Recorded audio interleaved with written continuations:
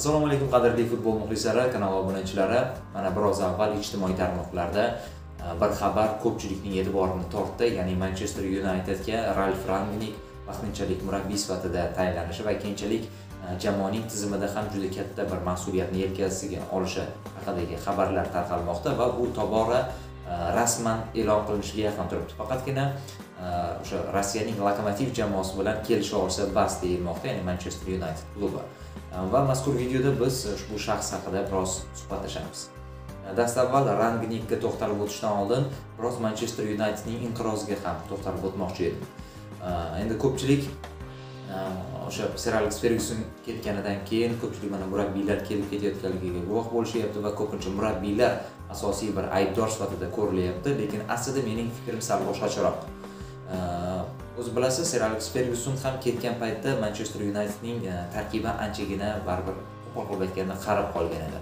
O'sha Rooney Giggslar ham ancha yoshi o'tib qolgan paytda Sir Alex Ferguson ketgan. Ya'ni bu yerda Sir Alexning ham endi bir tarafdan uni ham to'g'ri tushunish kerak, 13-chempionlikni qo'lga kiritgandan keyin jamoani yana qayta qurishga unda bir kuchi ham qolmagan edi. Sog'lig'ini ham albatta o'ylash kerak edi va shuning uchun ham u vaqtida ketdi. Eng asosiysi u reputatsiyasiga bir putur yetkazmaslik uchun ham menimcha juda to'g'ri qaror qabul qildi.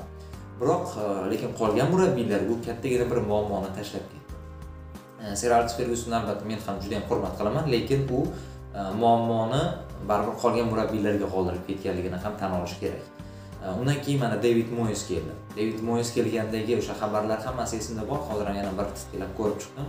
Esimda bor, o'shanda Woodward endigina jamoada o'sha menejer sifatida, rahbar sifatida to'g'ri tayinlangan edi. Aynan Sir Alex Ferguson ketgandan keyin Woodward to'g'ri avval ham ishlardi, lekin bu lavozimga aynan Sir Alex Ferguson ketgandan keyin tayinlandi va barcha transferlar bo'yicha mas'uliyatni o'z zimmasiga oldi. Esingizda bo'lsa, o'shanda David Moyes kelganda David Moyesga juda katta va'dalar bergan. Ya'ni Gareth Bale'ni sotib olishi yoki bo'lmasa Cesc Fabregas'ni olib kelish haqidagi har xil xabarlar, hatto Ronaldoni qaytarish mumkinligi haqida xabarlar chiqqandi. Lekin yakunda kim olib kelindi? Birgina Marwan Fellaini. Bu ham bo'lsa, anchagina qimmat narxga olib kelindi. Va natijada David Moyes o'zi shundoq ham qarib qolgan jamoaga unchalik ham jamoaning o'yiniga mos tushmaydigan yana bir futbolchi bilan jamoani qutqarib qolishiga to'g'ri keldi. Biroq amalda bilamizki, u buning uddasidan chiqa olmadi. Endi to'g'ri, David Moyesda ham ayb bor, lekin faqat hamma aybni unga to'nkash noto'g'ri. Chunki unga va'da qilingan futbolchilar olib kelinmadi. Moyes esa baribir Evertondan kelgan, uning metodlari Unitedga unchalik mos emasdi. United futbolchilari ham baribir Sir Alexdan keyin uni unchalik ham tan olishni istashmadi. Shuning uchun har taraflama, ya'ni har bir insonda o'ziga yarasha bir ayb bor edi. Undan keyin mana bilamizki, Louis van Gaal olib kelindi. Louis van Gaal terma jamoada o'shanda ajoyib natijalar qayd etganligi uchun unga menimcha to'g'ri tanlov bo'lgan bu borada. Biroq Van Gaal uchun olib kelingan futbolchilarni yana esga olaylik. Ya'ni Di Maria olib kelingan, esingizda bo'lsa, keyin Daley Blind olib kelingan. Undan tashqari juda ko'plab nomlar olib kelingan. Falcao olib kelingan misol uchun. Keyingi mavsumida adashmasam Memphis Depay ham olib kelingan. Ya'ni qaysidir chempionatda birdaniga ko'zga ko'rinsa, o'sha futbolchini tezda o'sha Woodward jamoaga olib kelishga intilardi. Biroq bu keyin ham davom etdi. Misol uchun Jose Mourinho tayinlandi va Jose Mourinho tayinlangandan keyin esingizda bo'lsa, Paul Pogba keldi, Zlatan Ibrahimovic keldi. Keyinchalik nima maqsadda olib kelingan bilmayman, Alexis Sanchez olib kelindi.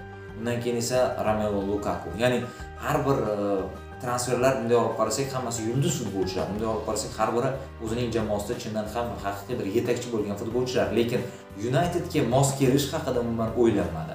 Aynan mana shu taraflama ko'proq ayb menimcha Woodwardda deb o'ylayman. Shuning uchun ham aslida agar hammasini boshidan ko'rib chiqadigan bo'lsak, ko'proq bu yerda Woodwardning aybi katta edi. Ya'ni buni bekorga aytayotganim yo'q. Ya'ni Rangnickga buni albatta men bog'lamoqchiman.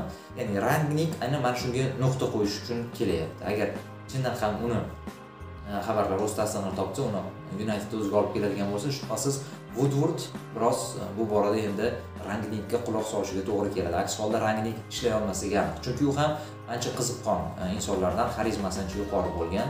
Shuning uchun ham u kerak bo'lsa bahslashib, kerak bo'lsa urushib ham ketishi mumkin rahbariyat bilan.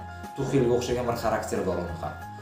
Endi mana Rangnickga to'xtalib o'taman. Rangnick albatta uni o'sha Leipzigdagi ishlari bilan ko'pchilik yaxshi eslaydi, lekin men uni Hoffenheimda ishlab yurgan paytlardayoq men uni o'zi tanib olgandim. Xuddi Leipzigda bo'lgan singari Hoffenheimni ham eng quyi diviziondan Bundesligaga chiqishida asosiy rolni bajarib bergan inson aynan Ralf Rangnick edi. Esingizda bo'lsa, adashmasam birinchi mavsumda edi. Birinchi mavsumda mavsumning birinchi qismini juda ham ko'tarinki kayfiyatda o'tkazib, birinchi o'rinda borgan edi. Lekin to'g'ri, keyinchalik baribir tarkib unchalik kuchli bo'lmaganligi uchun yakunda adashmasam 6 yoki 7 o'rinlarga tushib ketib qolgan. Ya'ni aytmoqchi bo'lganim, Leipzigdagi ishni aslida u Hoffenheimda ham ko'rsatib qo'ygandi. Keyinchalik u Leipzigga keldi. Leipzigda ham murabbiy bo'lib ishladi va keyinchalik esa bilamiz sport direktori lavozimiga o'tirdi. Aynan sport direktori lavozimida u yanada ko'proq keng masshtabda ishlaydigan inson ekanligini ko'rsatdi. Shunchaki murabbiy bo'lib faqat jamoani boshqarish, sxema tuzish, jamoaga mos bo'lgan uslubni targ'ib etish emas, balki umuman u keng masshtabda ishlaydi va aynan mana shu uslubga hammasi foyda keltiradi. Jamoaning ichki tizimini to'liq bir tartibga solib qo'yadigan inson bo'ladi. Va bu taraflama hozir Manchesterga aynan mana shunday inson juda ham kerak deb hisoblayman. Chunki xuddi Milanga o'xshab, Milan esingizda bo'lsa, Milan o'zi Rangnickni tayinlamoqchi bo'lib, keyin bu fikrdan qaytgan edi. Pioli jamoasi birdaniga chempionlik uchun, Scudetto uchun kurashishni boshlagach, kerak emas bizga Rangnick degan bir xulosaga kelishgan. Aslida esa hali bu keyinchalik bir afsus bo'lib qolishi mumkin Milan uchun. To'g'ri, hozir juda yaxshi ketyapti, Milan uchun xursandman. To'g'risi men ham, lekin baribir tizimni hali u to'g'ri, ya'ni hozirgi rahbariyat to'g'ri juda ham bir yo'lga qo'yib olishgani yo'q. Hali ham bir o'ziga yarasha kichik muammolari bor. Rangnickchi u kelgandan keyin iloji boricha shu afsonami, klub afsonasimi yoki bo'lmasa qandaydir jamoada bir muhim shaxsni unga qarab o'tirmaydi. Faqat klubga kerak bo'ladigan personalni u iloji boricha shakllantirishga harakat qiladi. Shuning uchun ham u ko'pchilikka yoqmaydi. Milan o'sha rahbarlariga ham, o'sha paytda Maldiniga ham unchalik yoqmaganligining sababi shunda. Va Manchester United bunga qanday qaraydi? Mana shunisi meni qiziqtiradi. Agar rahbariyat unga mana shunday bir erkinlik beradigan bo'lsa, uning xohishiga ko'ra ish tutadigan bo'lsa, albatta Rangnick bor potensialni ko'rsatishi mumkin, lekin uning ishiga burun suqiladigan bo'lsa, unda o'ziga yarasha bir muammolar bo'lishi va Rangnick keyinchalik iste'foga chiqib qolishi ham hech gap emas. Endi esa Rangnickning uslubiga biroz to'xtalib o'tsak. U xuddi o'sha germaniyalik boshqa murabbiylar singari, ya'ni Tuchel, Klopp singari, Flick singari gegenpressing tarafdori va uning jamoasi iloji boricha vertikal futbol ko'rsatadi. Ya'ni hozirgi tarkib bunga anchagina bir mos. Ayniqsa misol uchun Sanchoni ilomatga oladigan bo'lsak, Sancho o'z potensialini yanada ko'proq namoyish etishi mumkin bu taktik sxemada va bu uslubda. Undan tashqari keyin u standart vaziyatlarga ham jiddiy e'tibor qaratadi. Hozir standartlar Unitedning eng ojiz nuqtalaridan biri bo'lib turibdi. Va Rangnickning shu bir intervyusi esimda bor, Leipzigda ishlayib yurgan paytlarida kuchli jamoalar o'zlarining 30% kamida golini standart vaziyatdan ura oladi. Shunday ekan, standart vaziyatlarga jiddiy e'tibor qaratish kerak degan edi. Xuddi mana shu narsani u Manchester Unitedda ham yo'lga qo'ya oladigan bo'lsa, bu shubhasiz Unitedning asosiy qurollaridan biriga aylanishi mumkin. Chunki ikkinchi qavatda yaxshi o'ynay oladigan futbolchilari ko'p Unitedning. Faqat ulardan to'g'ri foydalanilmayapti, xolos. Shunday ekan, potensial bor jamoada va Rangnick agar ularni to'g'ri yo'lga qo'ya olsa, shubhasiz jamoa ancha bir o'sishga erishishi mumkin. Ko'pchilik uni gegenpressingni o'sha kashf etgan inson sifatida ham e'tirof etishadi, lekin aslida u juda ham bir kashf etmagan buni. Avvaldan ham bo'lgan bu uslub, lekin uni yanada takomillashishiga, uni yanada bir ommaga tanitishga katta bir hissa qo'shgan shaxs sifatida uni eslashadi. Lekin Rangnick kelishi Unitedda juda katta o'zgarishlarga sabab bo'lishi mumkin.